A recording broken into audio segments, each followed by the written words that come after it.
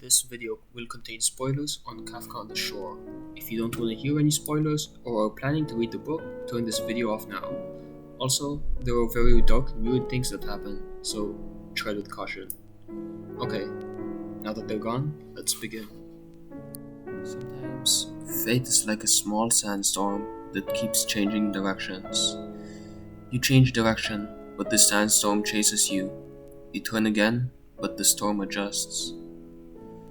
Two stories merging into one, no antagonists, multiple protagonists. Kafka on the Shore. Okay, that's enough dramatic readings, let's get into it. Side note, there are so many references to the real world from Oedipus to Beethoven, so don't worry if you get confused about it being too similar or too realistic to the real world, but there's magic and other stuff, so that should basically give you a sense of disattachment, disconnect from the real world. Yeah. The story is about Kafka running away from home in Tokyo and finding his reason to live, and Nakata completing the prophecy that Kafka's father set for Kafka. They both roam around Japan without colliding. First, Kafka goes to Takamatsu, meets Sakura, then goes to Komura Library where he meets Oshima and Miss Psyche, and makes love to Miss Psyche because, yeah, that happens. He continues by heading into the labyrinth and finding himself and what his purpose is in life. Nakata, on the other hand, kills Johnny Walker with the help of a dog, meets Hoshino on the way to Shikoku, finds and opens the entrance stone, meets Oshima and Miss Psyche. Nakata and Miss Psyche then talk about the stone for a while, and finally he dies peacefully. At the same time, Miss Psyche also dies. Hoshino then takes Nakata's final task as his own and closes the entrance stone. After this, Kafka meets Oshima to take Miss Psyche's painting that she left for him and goes back to Tokyo. Kafka Tamura is a 15-year-old runaway with a very inappropriate prophecy which was told to him by his father, and I quote, "Someday you will murder your father and be with your mother," he said. Okay, yeah, it's really weird, like Oedipus level weird. At least Nakata is not unusual relative to the book. Nakata is someone who cannot read books, can communicate with animals for some part of the story, and a rock. Yeah, a rock. Unfortunately, he kills Johnny Walker, who we'll talk about later. He loses his animal communication skills, basically saying he doesn't need it anymore. And at the end of the story, he dies peacefully, having done what he can, and Hoshino finishing the rest. More on him later. And the last character we need to talk about is the boy named Crow. He only appears in Kafka's mind, or the story shows it as dialogue between him and Kafka. He shows up and contradicts all of Kafka's thoughts. Yeah, I think you can see where this is going. Throughout the story, he plays devil's advocate or angel's advocate or something like that. Yeah, well, Kafka's done some nasty things, so I guess angel's advocate. Also, Kafka means crow in Czech, so yes, it's just Kafka. Why am I talking about this? It's simple. Fatalism. Basically nihilism for fate, which means nothing you do matters. What is prophesied for you will always happen. This is what Aristotle says in his theory of fatalism. For example, let's take a person. Let's call him Andrew. Let's say Andrew has two choices. Walk over bridge A or bridge B. Both have the exact same scenery, length, people to meet, and the exact same destination. Does it matter which one he picks? Of course not. His choices don't really matter in this situation. He's going to meet the same people, see the same scenery, and end up in the same place. It's the same for Kafka. Even though Kafka as a character grows, nothing in the real world matters. Either way, it ends up exactly the same. Even though Kafka has choices in the story, where he goes and ends up, It's all in vain since Kafka will eventually end up in the labyrinth, find adulthood and go back to his life in Tokyo, since most of the choices, or it's a prophecy, so basically there are no choices, but most of the decisions are made by Nakata. Okay, let's get more in depth into why Nakata is the reason for Kafka's behavior or prophecy. So, Nakata is basically the medium in which Kafka completes his prophecy.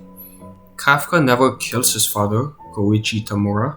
Rather, since he ran away from home, nobody was there to protect Johnny Walker, Koichi's alter ego, from himself and Nakata. Koichi seems to like forcing people to do things, like he forces Nakata to kill him, or the cats he talks to will be killed by Koichi. Also, Koichi eats the hearts of the cats he kills. I don't know, it's very weird. Koichi is basically the driving force for both protagonists, but he also isn't an antagonist since Nakata is the medium for Kafka's prophecy. Kafka can't do anything to change his fate. Right after his father dies, Kafka makes love with someone who is presumed to be his sister, Sakura, and his mother, Miss Psyche, and he makes love with his sister through raping her? Oh, wait, it was his dream. I guess it's better? I don't know, it's weird. Oshima is, I would say, the complete opposite of Koichi in terms of morals. He often drives recklessly, wishing for his death, enjoys talking to Kafka about literature and philosophy.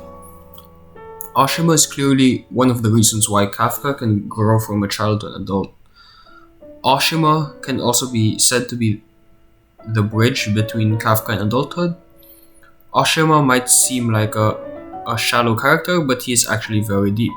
In chapter 19 of the story, Oshima reveals he is a gay transgender man. He continues by saying his body feels disconnected to his mind. I think this coming out helps Kafka accept his other half in the future of the book. Hoshino, on the other hand, is a self-centered man who doesn't do things for others until he meets Nakata.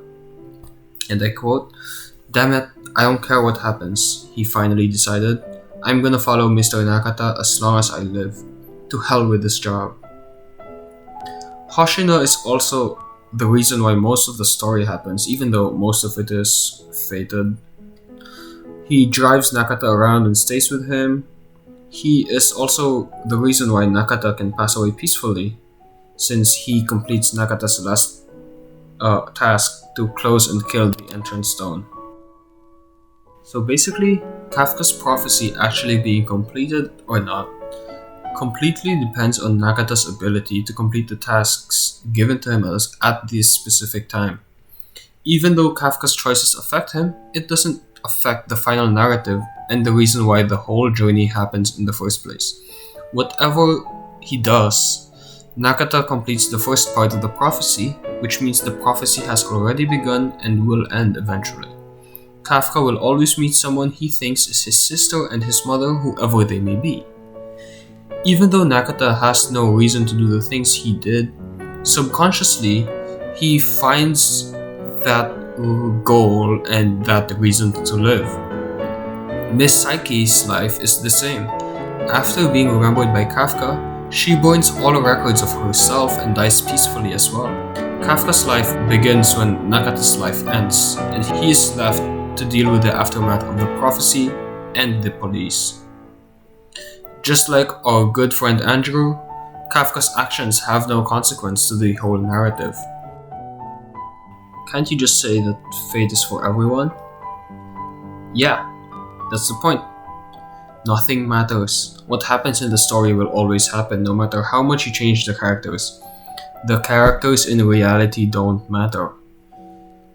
Even though Nakata and Miss Psyche are doing things on their own terms, by the end of it, it is clear that their fate is to die and pass on their legacy to Hoshino and Kafka respectively.